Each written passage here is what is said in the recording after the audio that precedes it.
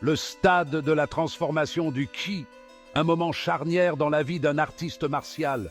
Notre protagoniste, Jian, se tenait à ce précipice, le cœur battant d'anticipation. J'ai suivi un entraînement acharné, mon corps trempé par des années de pratiques exténuantes. L'air crépitait d'une énergie invisible alors que Jian pénétrait sur le terrain d'entraînement isolé. Des arbres centenaires, leurs branches noueuses tendues vers le ciel, semblaient vibrer d'une puissance latente. Je pouvais sentir leur présence, leur regard attentif sur moi, me poussant à avancer. Il prit une profonde inspiration, aspirant l'air riche en Yuan Qi. Mon Yuan Qi, autrefois un doux ruisseau, tourbillonnait maintenant comme une rivière déchaînée, menaçant de briser ses rives. Les premiers tremblements ont commencé subtilement, un léger picotement dans ses membres. C'était comme si une force invisible s'éveillait en lui, une énergie qu'il ne pouvait pas encore comprendre. Mais le Yuan Qi a de nouveau bondi, un torrent rugissant menaçant de submerger mon contrôle. Chaque fois que je pensais avoir trouvé un équilibre, cette énergie sauvage revenait avec une intensité redoublée. Une douleur aiguë lui traversa le bras et il retint un cri. La douleur était insupportable, comme si des milliers d'aiguilles perçaient sa chair. Je me réveillais en sueur froide, le cœur battant la chamade. Les cauchemars étaient devenus monnaie courante, chaque nuit une nouvelle bataille contre cette force intérieure. Son maître, un vieil homme avisé, observait la lutte de Jian avec une inquiétude stoïque. Il savait que cette épreuve était cruciale pour la croissance de son disciple. La voie de la cultivation n'est pas faite pour les âmes sensibles. Chaque pas en avant est une victoire sur soi-même, une preuve de détermination et de courage. Pour maîtriser votre ki, vous devez d'abord vaincre le tumulte intérieur. C'est une bataille constante, une danse délicate entre le contrôle et le chaos. Jean s'accrocha aux paroles de son maître, méditant pendant des heures, cherchant à apaiser l'orage en lui. Chaque session de méditation était une nouvelle tentative de dompter cette énergie sauvage, poussant son corps jusqu'à ses limites. Il savait que la maîtrise de son ki nécessitait non seulement une force mentale, mais aussi une endurance physique inébranlable. Pourtant, le doute persistait. Chaque jour apportait son lot de défis, et je me demandais si j'avais vraiment la force de surmonter cette épreuve. Pouvais-je vraiment dompter cette bête sauvage qui sommeillait en moi? Les questions tournaient en boucle dans mon esprit, mais je savais que je ne pouvais pas abandonner.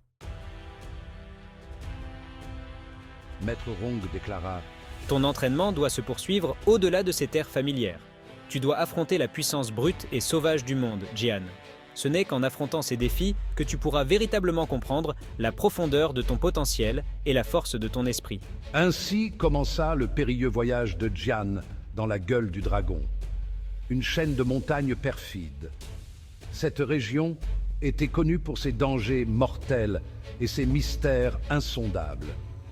Les légendes racontaient que ceux qui osèrent s'aventurer dans ces montagnes revenaient rarement, et ceux qui le faisaient étaient changés à jamais.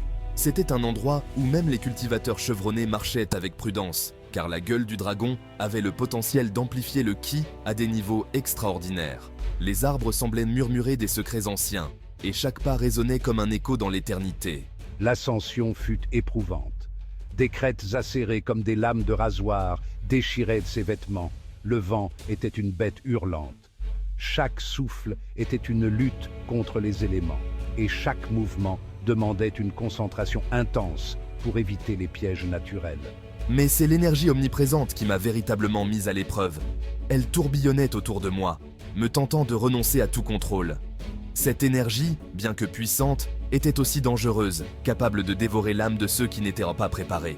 Il rencontra d'étranges créatures mutées par le puissant Yuan Qi.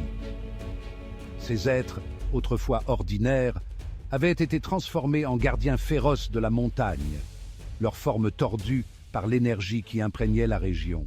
La gueule du dragon était impitoyable, un creuset qui allait soit me forger en une arme d'une puissance immense, soit me briser complètement. Chaque jour était une nouvelle épreuve, chaque nuit une bataille contre les ombres de mes propres peurs.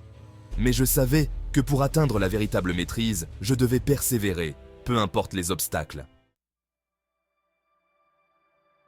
Au plus profond de la gueule du dragon, Jian comprit enfin la véritable nature de son défi. Il n'était pas seulement question de force ou de technique, mais d'une compréhension plus profonde de l'univers et de soi-même. Chaque pas qu'il faisait dans cette caverne sombre le rapprochait de cette vérité. On m'avait toujours appris que le ki démoniaque était une influence corruptrice. Mes maîtres m'avaient mis en garde contre ces dangers, me disant que céder à cette énergie pouvait mener à la destruction. Pourtant, en observant ce vortex sombre, je commençais à voir les choses différemment.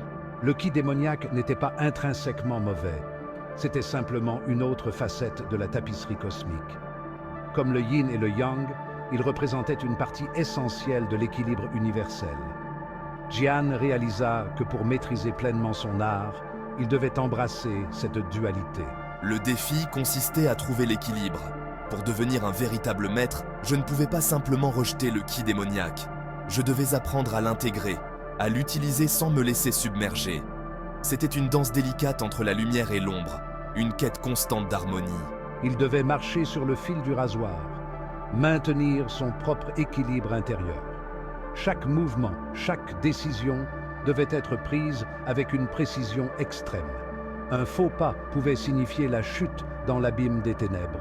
Pourtant, cela m'exposait également à un niveau de danger plus profond. En affrontant cette énergie sombre, je risquais de perdre mon propre chemin.